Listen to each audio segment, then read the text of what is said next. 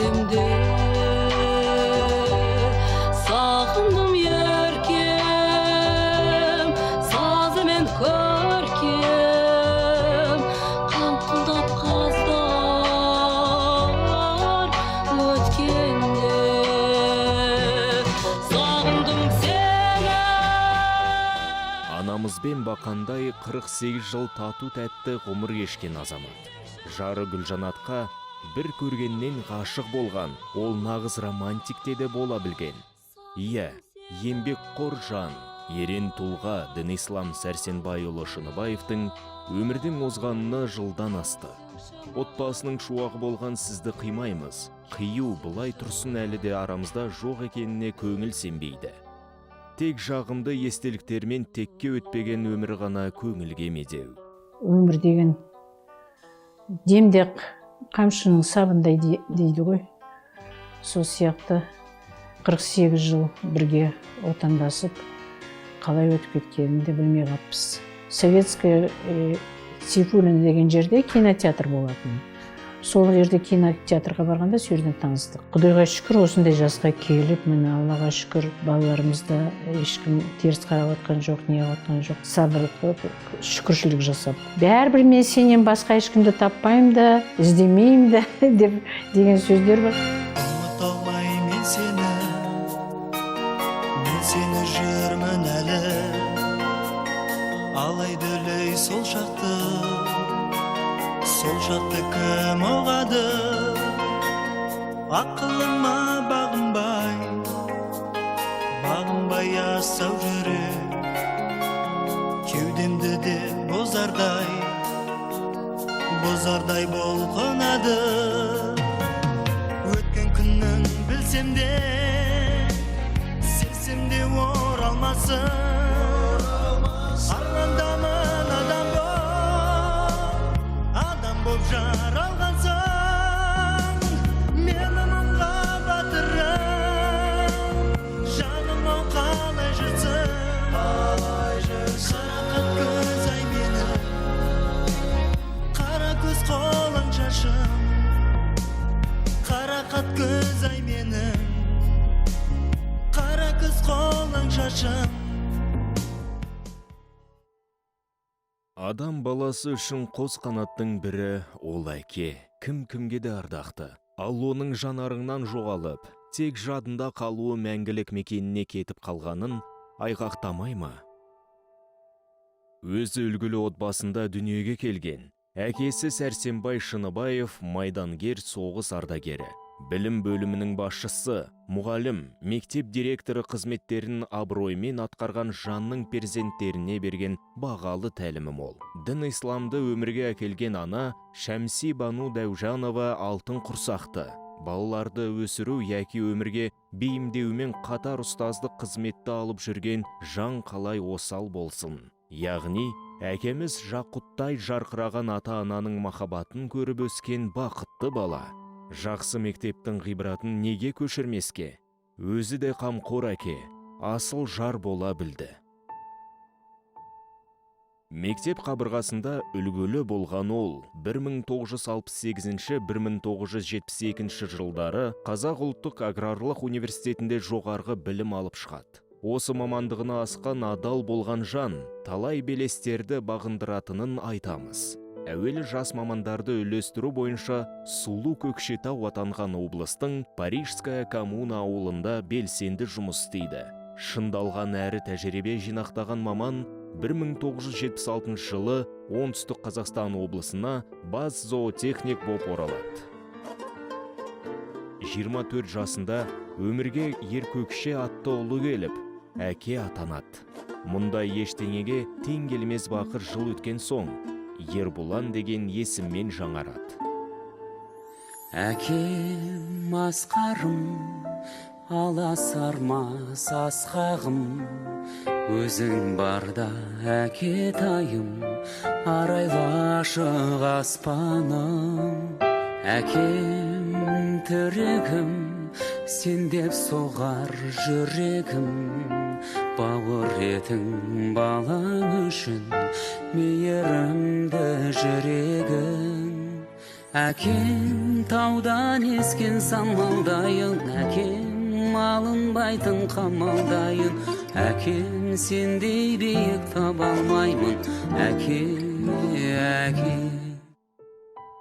Әкенің өмірлік қуанышы ол өмірге келген қыз баласы, тұңғыш қызы Меруерт 1980 жылы туылды. Қуанышты қуаныш шақыратындай, 1986 жылы әкеміз дін-ислам ауыл шаруашылық ғылымдарының кандидаты атағын алып шығады. Перзент тіршілікте алға жылжуыңа күш беретін тылсым ба дерсің? С папой у нас были свои отношения, очень близкие, очень. Он был у меня как подружка, если честно, знал все мои секреты. То есть я всегда делилась, я знала, что он всегда поддержит, всегда выслушает, всегда направит, подскажет. Я говорю почему-то, может, я еще папина дочь, как первая. Больше каких-то секретов первый узнавал папа. И каких-то вещей я многих, может быть, даже где-то и с мамой не делилась. И всегда он говорил, вот его фраза, она по сей день у меня в голове: «Қызым, еш уайымдама, бәрі жақсы болады». Папаның қызы, папа всегда говорил, это менің қызым, аузынан түсіп қалғандай. Это, наверное, правда. То есть я с детства была его хвостиком. В командировку, когда поехал, мне было всего 4 годика. А я поехала с ним. То есть то, что я без мамы, для меня это было нормально. Мне главное, чтобы со мной был папа всегда. Өте еңбекқор әрі білімпаз жан, ел басына алмағайып күн туған, 90-шы жылдардағы қиын кезеңде де абдырап саспаған, мойымаған, қосымша саудамен айналысып, институттағы қызметінде тастамаған. Осы кезеңдерде кенже қызы Агила 1988 жылы жарық дүниеге кеп, шаттыққа бөлей түседі. Я помню основные вещи. Это то, что, во-первых, он нас воспитывал не совсем как было принято в казанских семьях, то есть он был всегда за казанское воспитание, но, наверное, он понимал его в своем исконном представлении, где «Қызда дышын құрметтеген, соны ол бізге берген». На самом деле он нас с сестрой очень сильно с Миркой баловал всегда. И слова «папина дочка» для нас, правда, не просто слова. Наверное, поэтому есть много внутри уверенности, что всегда есть защита, всегда есть опора. И всегда есть люди, которые тебя любят очень сильно. Я знала, что с любой проблемой, с любой сложностью я могу прийти к родителям одинаково. И я могу папе рассказать все абсолютно. И он никогда не будет говорить, что я его позорю, или что жұрттың балдары сенен артық деген сөздерді ешқашан естіген емеспіз. То есть вот за это я очень благодарна.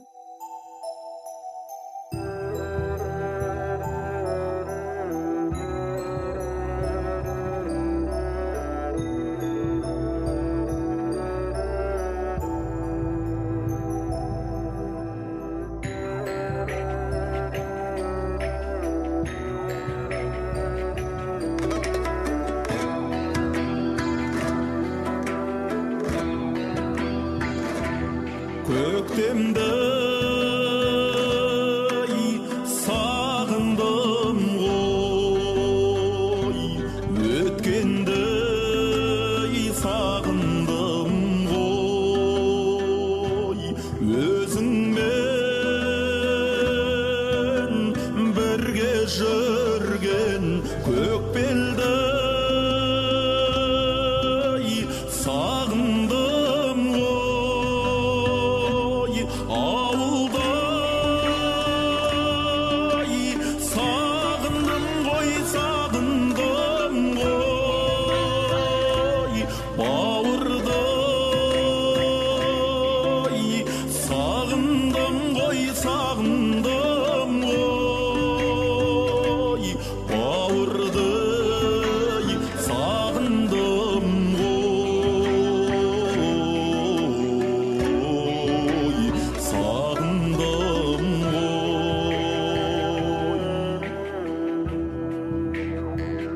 О Даке говорить можно очень много и долго, но самая хорошая характеристика для него истинная — это является то, что он был настоящим старшим братом. Самое хорошее воспоминание, конечно, это детство, потому что я помню еще с детства, как только помню себя, мы спали с ним на одной кровати, вот, потому что у нас было 4 братьев. Также, конечно, очень вспоминаются студенческие годы, когда я на каникулы приезжал в Алмату. Это были, как говорится, самые, может быть, лучшие годы юношества наши. Мы вместе гуляли по Алмате, ходили в кино, в театры. Очень жизнерадостный, работоспособный, настойчивый, трудоголик. Мен кішкентай кезімнен ағалық қамқорлығы өте керемет. Бізді постоянно ертіп, то бір жаққа шықсақ, киноға, бір нәрсеге барсақ, ертіп жүретін қасында. Оқуға түсерде қасымда жүрді. Міне жерден мединститутқа экзамен тапсырып жатқанда ағаларым бәрі 4 ағам болған. Мен больницаға түсіп қалсам, артымнан жетіп келеді. Қалайсың, жағдайың қалай деп. Он прожил очень хорошую, счастливую, я думаю, жизнь, потому что у него остались за ним дети, внуки, и все замечательные, веселые, характером они пошли все в него. Брат мой, это, можно сказать, человек-праздник. Ни один праздник не обходился без него. Он был всегда веселый, затейник, как говорится. Он был, мы даже называли в семье его подружка мамы. Он очень много разговаривал с мамой. Он реально был как бы за подружку. Любил своих детей, внуков, женщин, Жанну. В общем, нас, маму с папой. И у нас семья очень дружная. Ну, вот у него дети тоже очень дружные. У него была даже фраза, когда мы быстро собирались как-то вот на посиделке, вот что-то надо подкупить, он всегда махал рукой и говорил: да ничего, мы стоя даже поедим, нам лишь бы весело было, главное, мы есть друг у друга. И это самый главный девиз у нас в семье. Я его личная сестренка считаемся. Вот старший брат за старшую, я уже вторая в семье дочь, поэтому это мой кровный, родный, он всем кровный, но он прям личный мой брат был. Он был чудесным братом. Он никогда не позволял на младших повышать голос. В этом плане мы очень избалованные братьями. У него очень много было от родителей, от папы, от мамы. Очень много было хороших качеств. Чуть-чуть пожил бы для себя. Вот есть такое немножко маленькое сожаление. Больше всего я запомнила одну историю.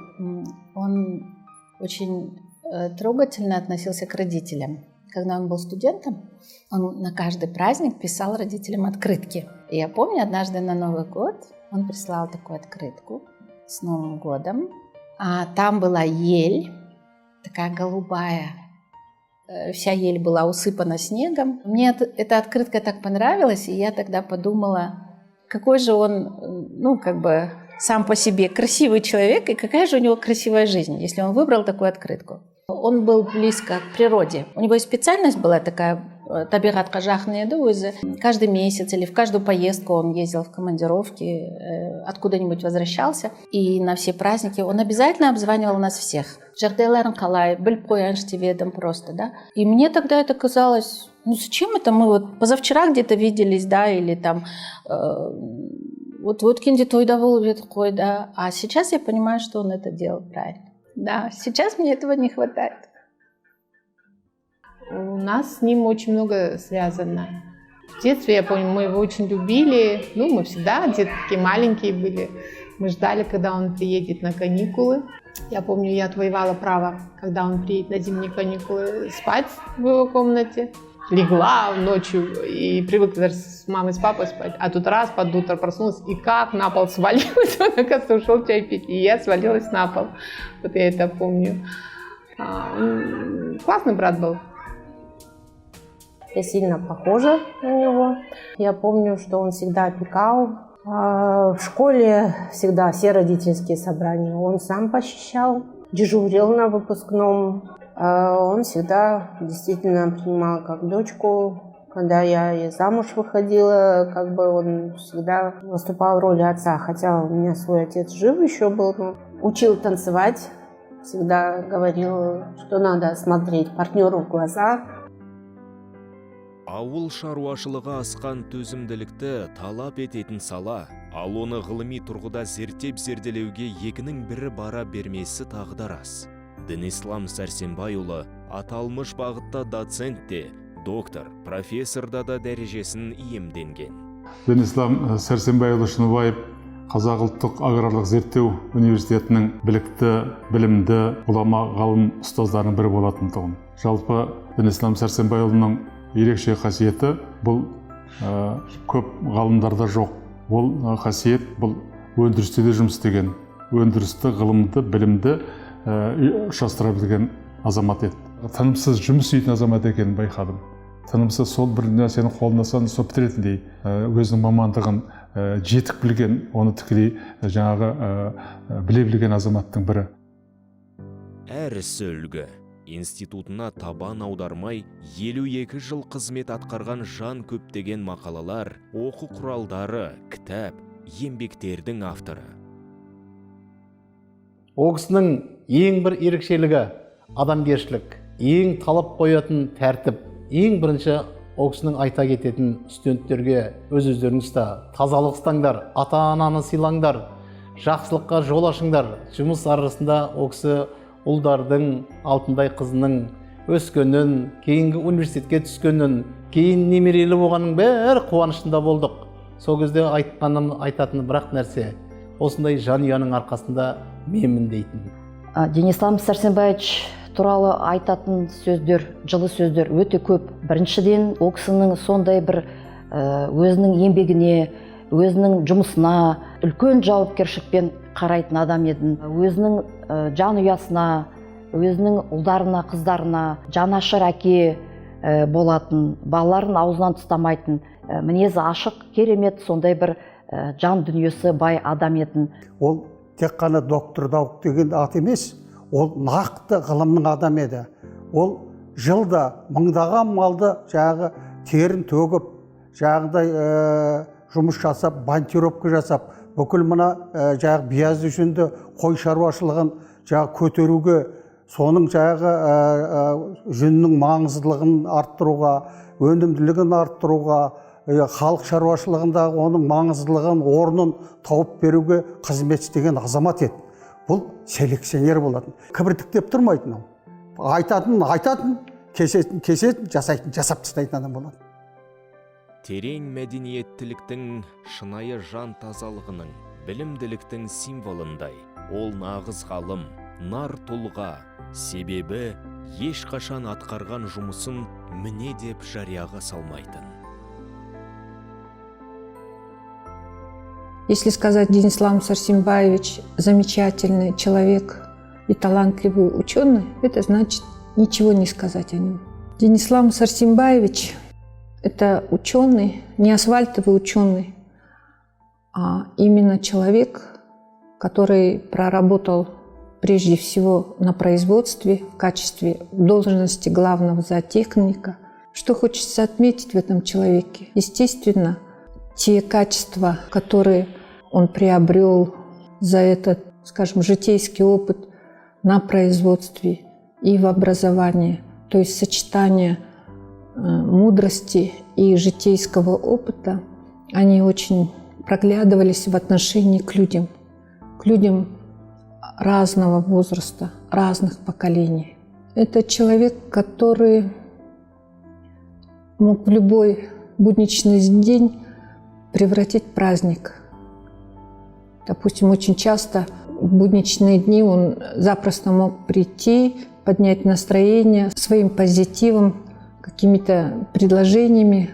Очень с уважением относился к нашим старшим преподавателям, нашим ученым. И с большим вниманием и уважением обращался к молодому поколению. В любой праздник индивидуально заходил и поздравлял.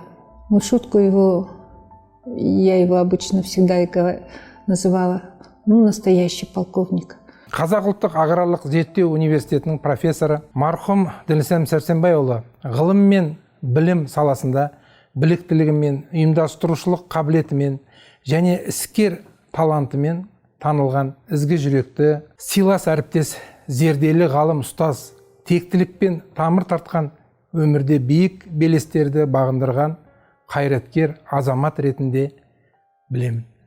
90 жылдары өзіміздің Қара шаңырақ университетімізде технология және вирустар факультетінің деканы ретінде жаңа заман талабына сай инновациялық жоғары оқу жүйелерін құрылуға белсене атсалысты. Ғылымды өндірістік дамытуға, агроөнеркәсіп үшін сапалы кадр даярлауға үлкен үлесін қосты. Осындай тамаша ұйымдастырушы қабілетімен, жемісті істерімен, іскерлік қасиетімен менің есімде қалып отыр. Дінислам Сәрсенбайұлы Шыныбаев адал дос, көңілді әрі мейірімді жүрек иесі, білімпаз тұлға, үлгілі әке, адал жар. Иә, өмірге келу барда кету бар. Оның өмір жолы шәкірттері мен ұрпақтарына 1000 жылдық азық болары анық. Жатқан жері жарық боп, пейіште нұры шалқығай. Біздің ата жылытырады жүзімізге, әрқашан жүрегімізде. Өзіңді басып сен үмітте, бізге үміт. Сенің сездің өзімізде, айтылмай қалмай сөзімізде, осы әнімізде. Үлкен сапар шеккен өмірде үйренеміз көбін, өзіңнен айтқан сөздерін оқамыз есімізде. Апаны кездескен өзіңнен сол күндер, ұрпаққа қалды ғой мәңгілік әңгіме. Махаббаттарың аңыз болды бәрімізге. Ата бізді құттықтаймыз туған күніңмен, тілектес құс ұзақ өмірің, шөберені сен сүйіп жүр жалғасыңыз. Дін исламның ұрпағымыз, жалғасың бар білесің сен, білесің.